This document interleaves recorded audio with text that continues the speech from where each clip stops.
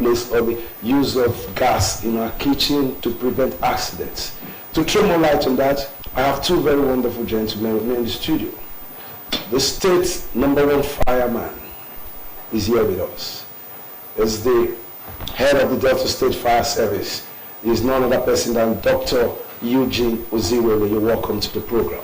Thanks for having me, Mr. Meshach. Yes, always a pleasure having you. And of course, to my far left, a public affairs analyst, always around the familiar face with the Delta Broadcasting Service, and the faculty, Chika Omoso. You're welcome to the program. Thank you, sir, and thank you, viewers. Yes, we're looking at domestic gas accidents. I would love the way we need to bring it down to a specific level. What is domestic gas accident, and what are those indicators and preemptors that cause and causative agents of domestic gas accidents? Are you putting it to me or Yes, to? I'm putting it to you. Okay. I can't start from me. You are the #1 fireman. Thank you very much. Yeah. Domestic gas, as we all know, is something we use in cooking in our various homes.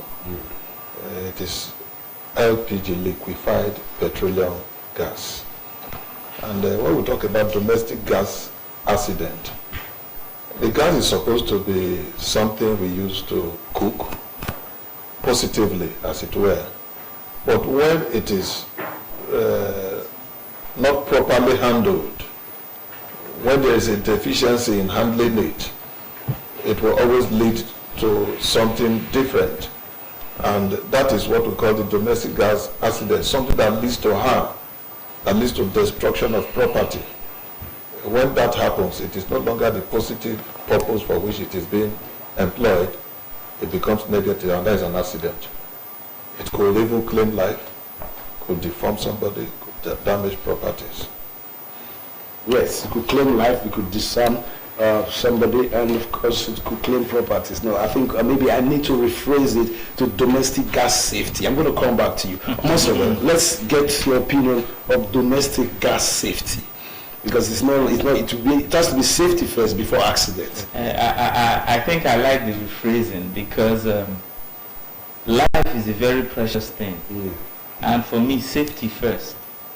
It's rather too unfortunate that when you go to new buildings now, you will find that they are bringing out the wires and the constructions for AC, and you go to the same building, you don't find an outlet for the gas cylinder. So it's like even our engineer, because it's a complex thing. If we start talking about safety, then it becomes holistic. That even right from going to an apartment, there is a plan that your cylinder is not supposed to be within the kitchen. Your cylinder is supposed to be outside, and the kitchen is supposed to be a place that is airy, spacious, to take your utensils, to take the human beings who are there, not a very tight, small corners that you find. I'm trying to do this analysis because in my generation, we want to talk about more of safety, these preventive measures, rather than the curative measures. If you come to an apartment and you know that it is designated that your cylinder will be outside, some of these accidents we are having with domestic, with the natural liquefied gas will not be happening, because in the first place, the cylinder will be outside. When there is an incident, it will be easier to take care of a cylinder that is outside, where the flame, because most of the time we are having a very highly inflammable container within where the flame is. So you have fire in our gas burners close to a very highly inflammable container. And most of us do this because, like I said, there is no provision for this cylinder outside. And in some of our places too, it is so insecure to even have your own cylinder outside, because in the long run, it can become a weapon. Somebody can remove it and use it as a weapon night, and then your cylinder is missing.